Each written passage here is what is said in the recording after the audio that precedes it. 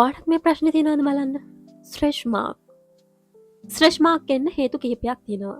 මුලින්ම ඔයා අඳුරගන්න ඕනේ ඔයාට ස්ට්‍රෙච් මාක් ආවේ මොන හේතුව නිසාද කියලා. පළවෙනි එක තමයි ඔයා මහත් වෙලා ඉඳලා කෙට්ටු වුණොත් ඔයාට ස්ට්‍රෙච් මාක් එනවා. ඒ වගේම ඔයා කෙට්ටු කෙනෙක් නම් ඔයා එකපාරට මහත් වුණොත් ඔයාට අනිවාර්යෙන් ස්ට්‍රෙච් මාක් ගේමේ සම්භාවිතාවයක් තියෙනවා. දැන් බහුතරයක් සමාජයේ තියෙන ප්‍රශ්නයක් තමයි බ්ලීචින් ක්‍රීම් නිසා ඇතිවෙන ස්ට්‍රෙච් මාක්.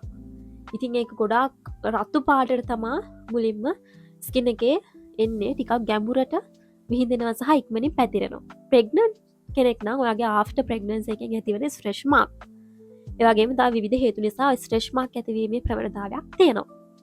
ඉතින් මේ ස්ට්‍රෙච් මාක් සතියෙන් දෙකෙන් හොඳ කරගන්න පුළුවන්ද? බැහැ. ස්ට්‍රෙච් මාක් එකක් කියලා කියන්නේ ඔයාගේ හැමේ තියෙන කොලජන් බිඳ වැටිලා හැම ඉරීමකට පැලීමකට ලක් වෙච්ච දෙයක්. එතකොට මේක හැමේ මතු පිටින් විතරක් කියන දෙයක් නෙවෙයි.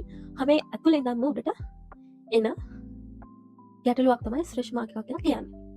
එතකොට මේක සුව කරන්නත් ඔයාලට ටික කාලයක් යනවා. ඉතින් සාමාන්‍යයෙන් ඔයා ලේසරින් එකකට හෝ ඊට එහා ගියපු සැත්කමකට යනවා නම් ඔයාලට ලක්ෂ ගණනක් වියදම් වෙනවා ඔයාගේ ස්ට්‍රෙච් මාක් එක රිමූව් කරගන්න.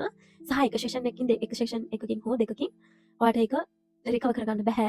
සෙෂන් 3 4 5 6ක් වගේ යන්න ඕනි. සහ මං ගාවට අවිත් තියෙනවා එහෙම ලේසරින් කරන්න පුළුවන් උපරිම ට්‍රීට්මන්ට් කරලා කිසිම රිසල්ට් එකක් නැතුව අතහැරලා දාලා ඉඳලා අවසානයේ මගේ එකක් යූස් කරලා බලන්න කියලා මගේ ළඟ ටොප් කස්ටමර්ස්ලා ගොඩාක් ඉන්නවා. ඉතින් අද වෙනකොට යාළුවෝ සුව වෙමින් පවතිනවා.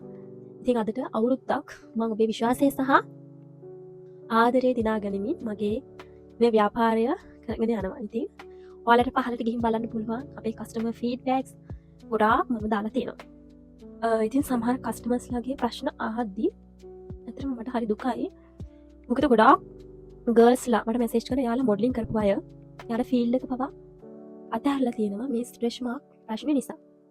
සමහර අයට තමන් ආදරය කරපු කෙනත් සදාහටම නැති වෙලා තියෙනවා මේ ස්ට්‍රෙච් මාක් නිසා. ඉතින් මේක දැන් සමාජයේ ලොකු ගැටලුවක් විදිහට පත් කරගෙන තියෙනවා.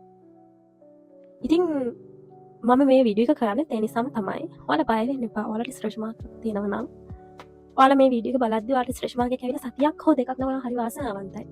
මොකද ඔයාලට පුළුවන් ඉක්මනින්ම මේ ස්ට්‍රෙච් මාක් රිමූව් කරගන්න. ඉතින් මම ඔයාලට කියන්නේ මම මොනවාද ස්ට්‍රෙච් මාක් රිමූව් කරගන්න යූස් කරපු දේවල්. මම යූස් කරා මගේ ස්ට්‍රෙච් මාක් රිමූවින් ඔයිල් එක and Vaseline Blue Seal එක. හැබැයි ඔයා මේ දෙක යූස් කරනවා කියලා හිතාගෙන ඔයා තවත් ක්‍රීම්ස් ගානවා නම් ඒ ගාපු ක්‍රීම් අපහු ගානවා නම් සහ ඔයා මහත් වෙලා කෙට්ටු නම් තවත් ඔයාගේ එක ගැන හිතන්නේ නැතුව තවත් කෙට්ටු වෙනවා නම් ඒ වගේම ඔයා මහත් වෙලා ආපු ස්ට්‍රෙච් මාක් නෝ තවත් මහත් වෙනවා නම් ඔයාට මේක කන්ට්‍රෝල් කරගන්න බැහැ කවදාවත්. ඔයාට ස්ට්‍රෙච් මාක් ආපු හේතුව අඳුරගෙන මුලින්ම ඔයා ඒක පාලනය කරගන්න ඕනේ. ඒ වගේම ස්කින් එකේ උඩින් විතරක් ඔයා ට්‍රීට්මන්ට් කරාට වැඩක් නැහැ. ඔයා